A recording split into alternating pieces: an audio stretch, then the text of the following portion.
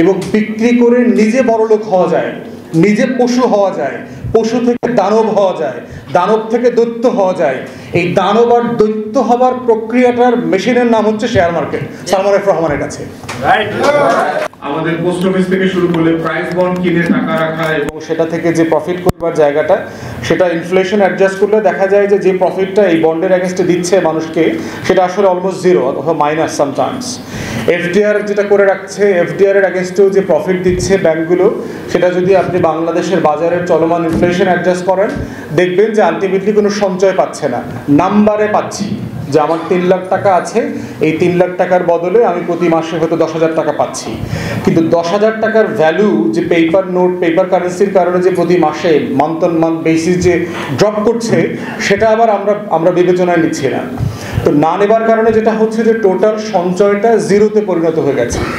আমি মাঝখানে একটা প্রতিবেদন পড়েছিলাম যে আওয়ামী লীগ যখন ক্ষমতায় আসে 2008-9-এ, তখন যার 1 লক্ষ টাকা সেভিংস ছিল, তার 10 বছর পরে আপনার 2018-19-এ এটা নাকি শূন্য হয়ে গেছে।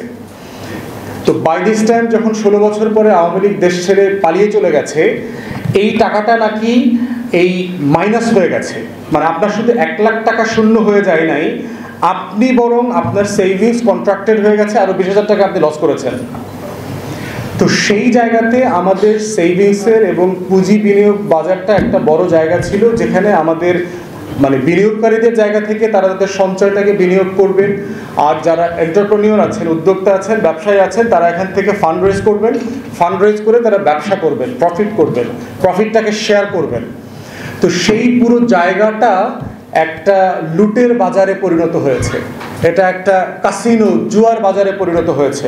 সালমান এফ রহমান থেকে শুরু করে এরা সবাই মিলে শত শত হাজার হাজার ফেক কোম্পানি করে নিজেরা ইনভেস্ট করে। আমাকে শেয়ার বাজারে আপনাদের নেতৃবৃন্দ এসেছিলেন, আমাকে এটা বুঝায় বলছেন, তারাই আবার ইনভেস্ট করে, তারাই দাম বাড়ায় একটা বেলুনের মতো বানায়, বেলুনের মতো বানায় ওভারনাইট সেই টাকাগুলো ওখান থেকে পুঁজিবাজার থেকে তুলে নিয়ে আসে। সো এটাকে যেটা বলা হচ্ছে যে বাস্ট আউট করে ফেলছে।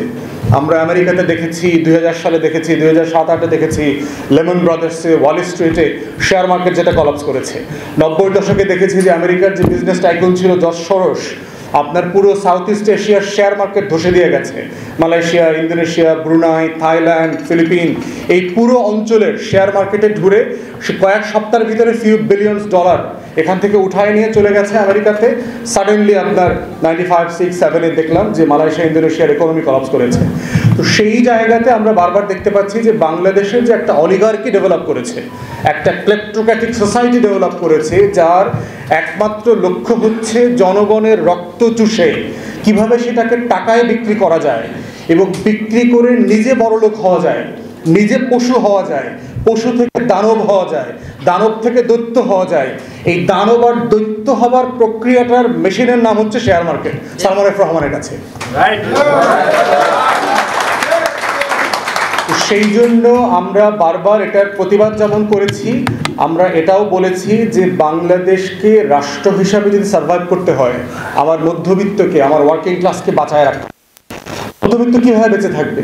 তার যদি চাল ডাল কেনার পয়সা না থাকে, তার 5,000 টাকা ইনভেস্ট করবার জায়গা না থাকে, তার বিনিয়োগ করা পুঁজিগুলো যদি ঘুণ পোকার মতো সালমান এফ রহমানরা দিনে রাতে চেয়ে চেয়ে খেয়ে ফেলে, তাহলে আপনি যে শেয়ার মার্কেটটা দেখতে পাচ্ছেন, এটা তো ঘুণ পোকার দোকানে পরিণত হয়েছে। সে যেভাবে কাঠ খেয়ে ফেলছে, আপনি বোধ করছেন আপনার ফার্নিচারটা ঠিক আছে, আপনার চেয়ার টেবিলটা ঠিক আছে, কিন্তু ভিতরে এটা ঘুণ পোকা খেয়ে একদম গুঁড়া গুঁড়া শূন্য করে দিয়েছে। ভিতরে যখন ঢুকবেন, বিনিয়োগকারীরা ওখানে গিয়ে দেখছে যে তার আত্মহত্যা করবার রশি ছাড়া ওই বাজারে আর কিচ্ছু বাকি নাই, সব দরবেশটা খেয়ে ফেলেছে। তো সেই কষ্টের জায়গা থেকে আমি যতটুকু বুঝেছি আপনাদের দাবি দেওয়াগুলো প্রচণ্ড যৌক্তিক দাবি, এবং এই দাবি দেওয়াগুলো ব্যক্তিগতভাবে আমি যেভাবে অথরিটির সাথে রেজ করেছি, অর্থনৈতিক প্রতিবেদন তৈরি করেন বিভিন্ন পত্রিকার গুরুত্বপূর্ণ সাংবাদিকদের সাথে আমি শেয়ার করেছি। প্রথম আলো থেকে শুরু করে অনেক গুরুত্বপূর্ণ সাংবাদিকদের সাথে আমরা শেয়ার করেছি এবং বলেছি যে এটা নিয়ে কীভাবে রিপোর্ট করা যায়, আরও বেশি মতামত তৈরি করা যায়, রাষ্ট্রকে জবাবদিহিতার আওতায় আনা যায়। আর সব মিলিয়ে আমার পক্ষ থেকে প্রস্তাব হচ্ছে আজকে যদি একটা টাস্ক ফোর্স করেছে, আমরা দেখলাম এই সরকার আসার পরে ৩,০০০ কোটি টাকা দিয়েছে আইসিবিকে, আমরা বোধ করছি যে এই কাটপেস্ট রিফর্মটা সমাধান না। আমরা আজকে এখান থেকে শেয়ার মার্কেটকে ঘুরে দাঁড়ানোর জন্য একটা পূর্ণাঙ্গ কমিশন করবার দাবি করছি। এই কমিশনের কাজ হবে হচ্ছে বিনিয়োগকারীদের সাথে তারা কথা বলবেন, অর্থনীতিবিদদের সাথে তারা কথা বলবেন, তারা স্টক এক্সচেঞ্জ বোঝেন, ঢাকা এবং চিটাগংয়ের মার্কেট বোঝেন, তাদের সাথে কথা বলবেন, মার্চেন্ট ব্যাংক, ব্রোকার হাউস বোঝেন, তাদের সাথে কথা বলবেন, এবং যারা পরিবারগুলো ধসে গেছে, এবং আমি বারবার বলছি প্রত্যেকটা কমিশন পাবলিক হইতে হবে, গোপনে রুমের ভিতরে ওই প্রাইভেট মিটিং, রোমান্টিক আলাপের কমিশন হইতে পারবে না, পাবলিক হইতে হবে। এটা স্টক এক্সচেঞ্জের এখানে যে অফিস আছে, এখানে রাষ্ট্রীয় কমিশন বসবে, বাংলাদেশ টেলিভিশন এই কমিশনের বিবরণী, সাক্ষী, প্রত্যেকটা বক্তব্য লাইভ করতে হবে, কারণ এখানে ৩৩ লক্ষ পরিবার জড়িত, ১.২ কোটি মানুষ জড়িত। উপদেষ্টাকে মাথায় রাখতে হবে আপনাদের মতো আরবান মিডল ক্লাস কোটিপতির ফ্যামিলি থেকে এই বিনিয়োগকারীরা আসেন নাই, এসি রুমে ওনারা বড় হন নাই, ওনারা ঘাম ঝরায়া টাকা ইনকাম করছেন, অতএব সেই টাকার হিসাব দিতে হবে আপনাদেরকে। আপনারা খালি লুটপাটের বাণিজ্য করবেন এবং তাদের বিচার করবেন, কিন্তু আপনারা কি করছেন সেটা আমরা জানবো না, এইরকম গোপন কমিশন চাই না, পাবলিক কমিশন হইতে হবে, যেটা আমেরিকার কংগ্রেশনাল হিয়ারিংয়ের মতো শুনানি হবে। প্রত্যেক বিনিয়োগকারীর কষ্ট দুঃখ তারা জানবেন, কোন কোন কোম্পানি দায়ী এই কাজের জন্য তাদেরকে আইডেন্টিফাই করতে হবে, কারা কারা, কোন কোন কোম্পানি পরিকল্পিতভাবে আপনার প্রফিট করার পরে ডিভিডেন্ড দিচ্ছে না, আবার প্রফিট নাই, সে আইপিও ছাড়ার জন্য ইনফ্লেটেড অ্যাকাউন্ট তৈরি করছে, সে মিথ্যা অ্যাকাউন্ট তৈরি করে সে বিশাল প্রফিটেবল জায়গা সে আপনার শেয়ার ছেড়ে দিল, 6 মাস 1 বছর 2 বছরে কয়েকশো কোটি টাকা শেয়ার মার্কেট থেকে নিয়ে তিনি হাওয়া হয়ে গেলেন, তিনি সিঙ্গাপুর চলে গেলেন, তিনি এসালম হয়ে গেলেন, তিনি বসুন্ধরা হয়ে গেলেন, লুটপাট করে ফেললেন, ব্যাংক কিনে ফেললেন। তো এই পুরো প্রসেসটা একটা পূর্ণাঙ্গ কমিশন হলে পরেই আমরা সকল স্টেক হোল্ডারের বক্তব্যটা যেমন জানতে পারবো, করণীয় বুঝতে পারবো, এবং একপাক্ষিক হবে না। শুধুমাত্র বাংলাদেশে দেখবেন টকশোতে, প্রেসে, কমিশনে শুধু বুদ্ধিজীবীরা যায়, যাদের জন্য কমিশন তারা দেখবেন কোথাও নাই। তাহলে যার কষ্টের আলাপ, তার কষ্টটা তো তার কথা থেকে শুনতে হবে, তার ভাষায়, তার চোখের পানিতে তার কষ্টটা শুনতে হবে, তার দুঃখ কষ্ট, তার আত্মহত্যার গল্পটা শুনতে হবে, পরিবার কিভাবে সাফার করেছে গত 10 বছর 20 বছর। এই গল্পগুলো শোনার মধ্য দিয়ে হচ্ছে এই যে একটা ট্রমাটাইজ নেশন, এই নেশনের হিলিং প্রসেস, তাকে সুস্থ করে নিয়ে আসতে হবে। তা না হলে এই যে লড়াই, আন্দোলন, সমাবেশ, মারামারি, ভায়োলেন্স, এ থেকে আমাদের উত্তরণের কোনো উপায় নাই।